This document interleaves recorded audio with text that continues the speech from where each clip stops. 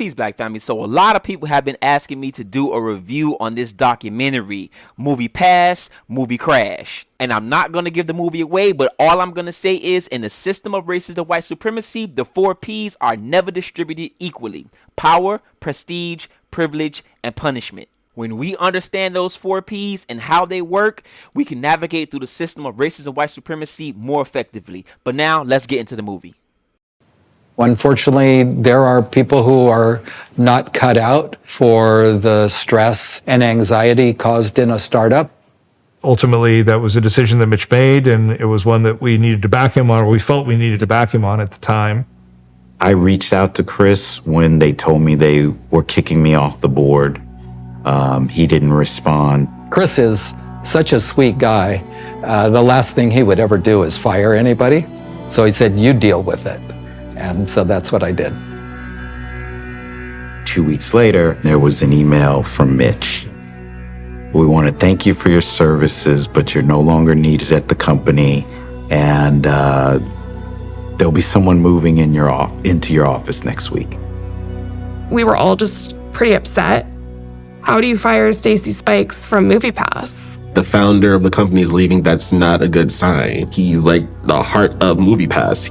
I think I did a very fair, he still owned all his stock, he still owned all his options. I just thought that it would be better if he wasn't a part of the team. A lot of times when they talk about MoviePass, you usually get a picture of Mitch and Ted.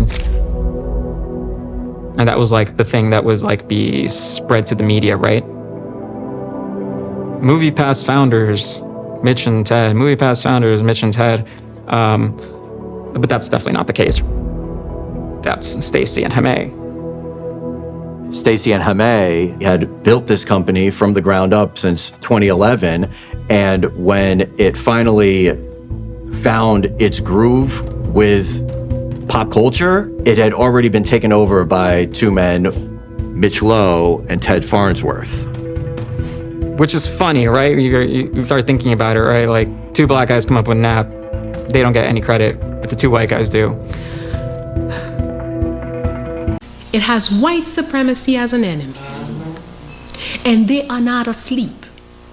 They know, even if they kiss up with you, even if they sleep with you, they have identified you as their enemy and they're gonna go after you. If they're kissing up on you, it means that you are in a position where they don't feel they can attack you openly now.